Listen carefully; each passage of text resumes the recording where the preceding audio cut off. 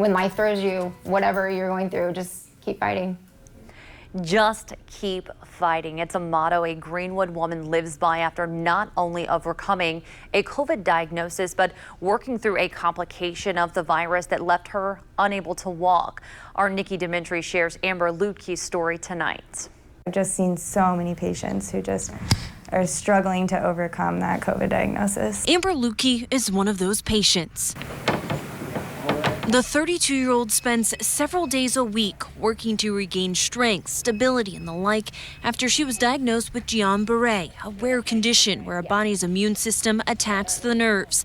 IU Health physical therapist Rachel Hant is treating Luedke and another patient for GB. A lot of times it's something that can be overlooked, and it can be really serious if not diagnosed and treated early enough. In March of 2020, Luedke first got COVID-19, and with it came the feeling of pins and needles down her legs. Doctors, couldn't figure out really what was going on. It was just COVID, so I just kind of lived with it. Her symptoms, well, they never really went away, but instead worsened this past December.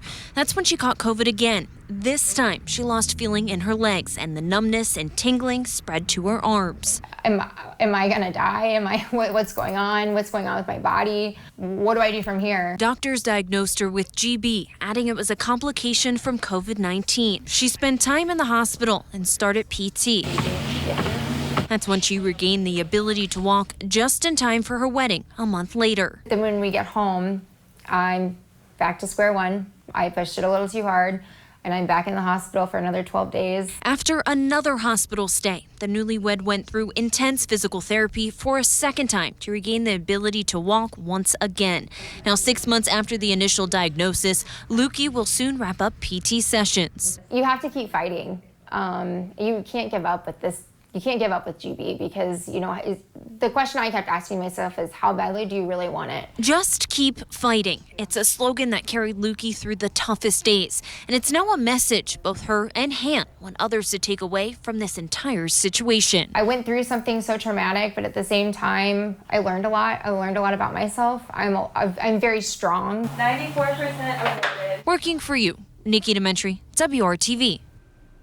Luedke is expected to make a full recovery. The 32-year-old is hoping that by sharing her story, others will know how to identify GB and will take COVID-19 seriously. Signs of Guillain-Barré include the sensations of pins and needles in toes, fingers, ankles, or wrists. Other symptoms include weakness, unsteadiness on your feet, and double vision, among other things. Updated COVID-19 vaccines could be on the way in time for the fall. This week, the FDA's Committee of Independent Advisors recommended that vaccines should be updated to target the latest Omicron variant.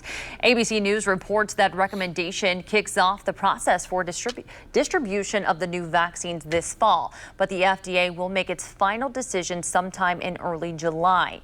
The agency says health officials are aiming to roll out the newly designed vaccines in early October ahead of a potential surge this upcoming winter.